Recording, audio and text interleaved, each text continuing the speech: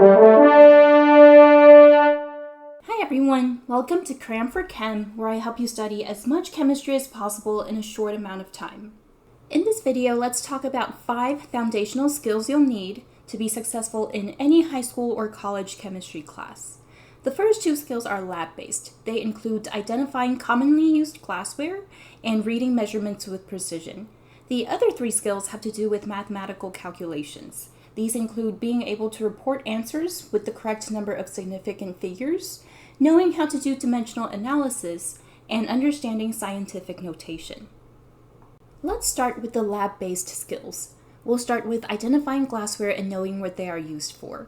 First, we have glassware that is used to carry out chemical reactions. These include beakers, Erlenmeyer or conical flasks, and test tubes. They can also be used to transfer or store solutions. These pieces of glassware generally are not used for measurement. Sometimes beakers and Erlenmeyer flasks have volume readings on them, but any readings you take from them are not very precise because of how wide the glassware is. To measure volume, we use graduated cylinders, volumetric pipettes, and burettes. These pieces of glassware are long and narrow, which allows for much more accurate readings. Next, we have the iconic volumetric flask. Chemistry cannot function without it. Volumetric flasks are used to make solutions with very accurate concentrations. Each volumetric flask has a single line called the calibration mark. Volumetric flasks are designed to measure only one single volume, nothing more and nothing less. So a 100 milliliter volumetric flask can only measure 100 milliliters of solution, and a 50 milliliter volumetric flask can only measure 50 milliliters of solution. The last 2 pieces of equipment are not usually made from glass, but they're still used very often in chemistry labs. First, we have the cuvette. Cuvettes hold solutions that need to be analyzed in spectrometers, which are detectors that look at how light passes through solutions. Finally, we have the plastic pipette, which is used to transfer solutions, such as from beaker to beaker or test tube to test tube. Now, let's look at how to read measurements in a lab. There are 2 important skills that all chemistry students should know. The first is that liquids form a meniscus when they're in a container. A meniscus is a curved surface. For most solutions, the meniscus curves down.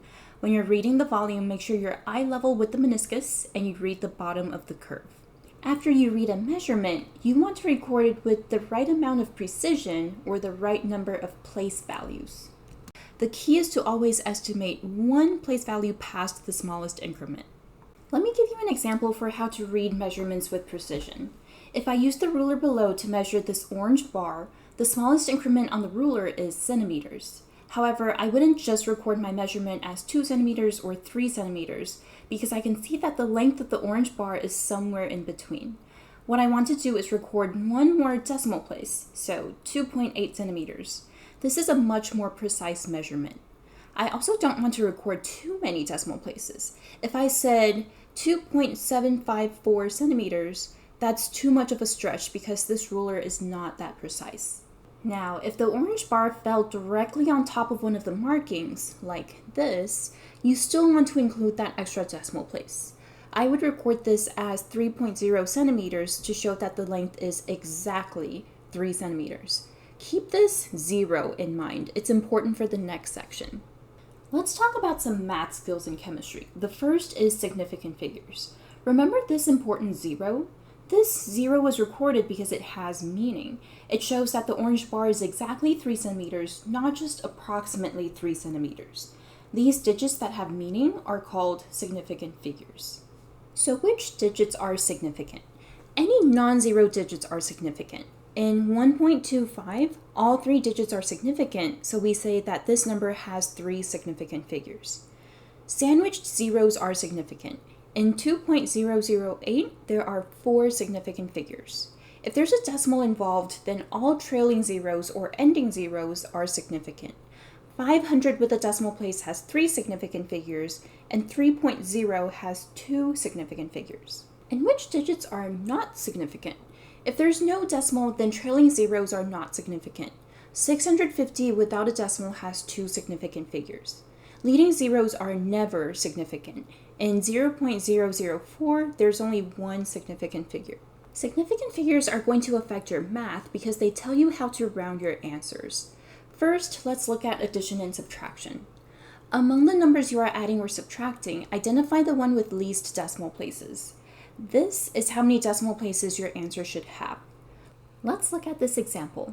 13.68 has 2 decimal places and 12.2 has 1 decimal place. 12.2 has less decimal places, so that's how many decimal places I want my answer to have. The exact answer here is 25.88, but I'm going to round my answer to 1 decimal place, which is 25.9. There's a different set of rules for multiplication and division. Among the numbers you are multiplying or dividing, identify the one with least total significant figures. That's how many significant figures you want your answer to have. In this example, 132 has 3 significant figures, and 11 has 2 significant figures. 11 has less significant figures, so that's how many sig figs I want my answer to have. The exact answer is 1,452, but I'm going to round my answer to 2 significant figures, which is 1,500.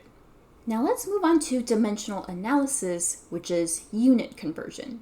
To convert from one unit to another, multiply your initial measurement by a series of conversion factors. Conversion factors are equivalent amounts represented by different units, such as 1 day and 24 hours. Here is an example problem for dimensional analysis. How many millimeters are in 2 kilometers? These are the conversion factors I'm going to use. 1 kilometer equals 1,000 meters, and 1 meter equals 1,000 millimeters.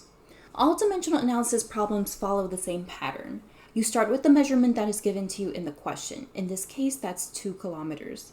Then you'll multiply by a series of conversion factors, which you'll write in fraction form.